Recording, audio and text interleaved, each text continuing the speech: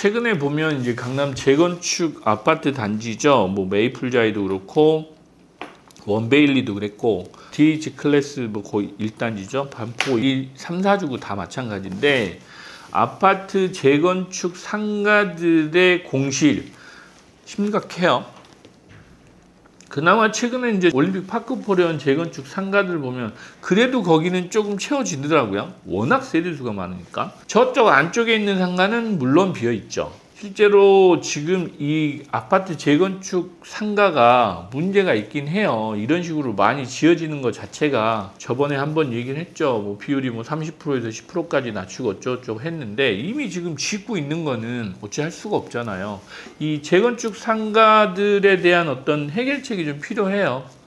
이게 이제 뭐 일단지 거기 같은 경우는 아직도 소송 중이어서 입주를 하나도 안 했어. 근데 그 입주한 사람 뭔 죄야? 결국은 돈 문제인 것 같은데 지금 입주해가지고 지금 2년이 다 돼가는데 하나도 지금 입주를 안 했어. 텅텅 비어가지고.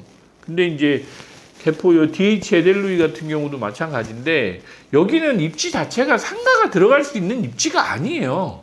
가서 보면 말 그대로 아파트 단지 내 그냥 편의점, 그 세탁소, 뭐 부동산 중개업소 뭐 이런 정도 들어갈 입지거든요. 거기도 이 휘문고 앞쪽에서 보면 휘문고 도로 쪽에서 요 아래쪽으로 경사지어가지고 실제로 뭐 거기에 상가가 되겠어? 해봐야 아파트 단지 내 상가일 뿐인데 유동도 없고 거기는 유동 있는 단지도 아닌데 굳이 그 비율을 맞춰가지고 상가를 왜 지었는지 저는 이해가 안 돼요. 그 맞은편에 지금 대우 푸르지오죠. 푸르지오도 보니까 공실이 오랫동안 있다가 영어 유치원 뭐 이런 게 들어왔더라고요. 뭐 그런데 그런 것 정도 들어올 수 있는 뭐 상황이 아니라고 하면 실제로 이 상가는 글쎄요 쉽게 채워지지 않을 거예요.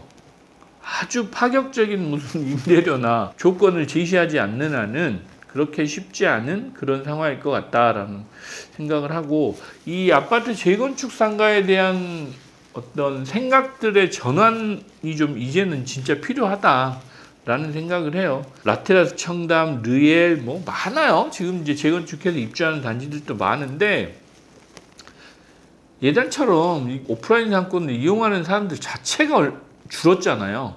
전부 어지간한 거 배달 다 시키고 제가 이제 놀란 건 뭐냐면 단지 내 세탁소가 실제로 요즘에 아파트 단지 커뮤니티 안에 그 세탁소 저장고가 있어요. 거기 넣어놓으면 알아서 결제하고 알아서 또 세탁소에서 가져가서 세탁까지 해서 이게 해주는 시스템이에요. 그래서 세탁소가 필요가 없어.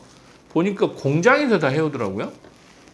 요즘 이제 세상이 그렇게 됐는데 뭐 오프라인 상권이 얼마나 되겠어요. 옛날 그 세탁소 아저씨 가가지고 다리미질 김 팍팍 때문에 이랬던 그 모습은 현실적으로 보기 어려워 이제. 그러면 생길 수 있는 거 뻔하잖아. 단지 내 앞에 생길 수 있는 거 편의점 뭐가 들어올까? 들어올 게 뭐 있어요 아파트 단지 앞에? 아파트 단지 안에 뭐 미용실, 편의점, 치킨집도 굳이 아파트 단지 안에 있을 필요도 없어 실제로. 그래서 이게 치킨집이 있을 수 있겠다. 저희 가끔 이제 주말 금요일날 막 밤에 그게 한계인 것 같은데 그게 상가가 그렇게 필요하단 말이지. 중개업소 뭐 몇 개 들어오는 거 그런 정도 빼고인데 중개업소는 예를 들면 1000세대 뭐 100세대당 중개업소 하나 정도 이제 서울은 본다고 하는데 너무 많아 실제로. 그래서 그런 부분도 이제 마찬가지.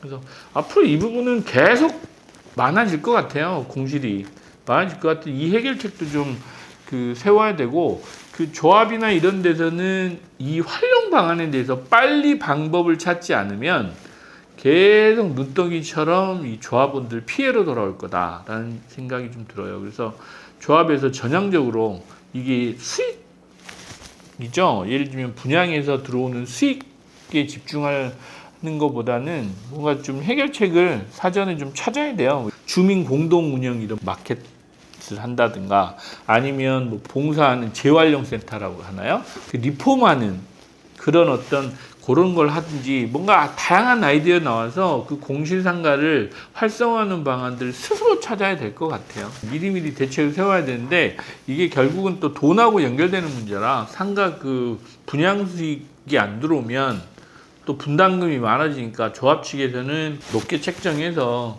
실제로 조합원들 분담금 줄여야 조합장님 안 잘리실 거 아니야. 왜냐면 분담금 거의 예를 들면 내가 내 주머니에서 1,000만 원 더 나간다고 하면 난리 나잖아요. 근데 그게 이제 참 바보 같은 짓인데 앞으로 남고 뒤로 깨지는 걸 왜 모르는지 몰라. 당장 눈앞에 보이는 1,000만 원이 커 보이잖아. 근데 그거 상가 분양이 안 돼가지고 내내 공실로 갖고 있으면 결국 내 주머니에서 더 많은 돈이 나가거든. 근데 사람들은 자꾸 눈앞에 있는 거에 어쩔 수 없는 것 같아요. 그거는. 그래서 이게 뭐 미분양되면 분양될 때까지 조합은 또 해산도 못하고 계속 청산도 못하고 있는 거야. 그럼 조합비는 조합비대로 계속 나오고 또 분양이 안 되면 이자 금융비용 계속 발생하고 결국은 조합원들이 다 내야 되고 이런 상황. 꼬리에 꼬리를 물고 악순환의 연속이 되는 거지. 전향적인 생각들이 필요해요. 이제 사업가 마인드가 이래서 필요한 겁니다.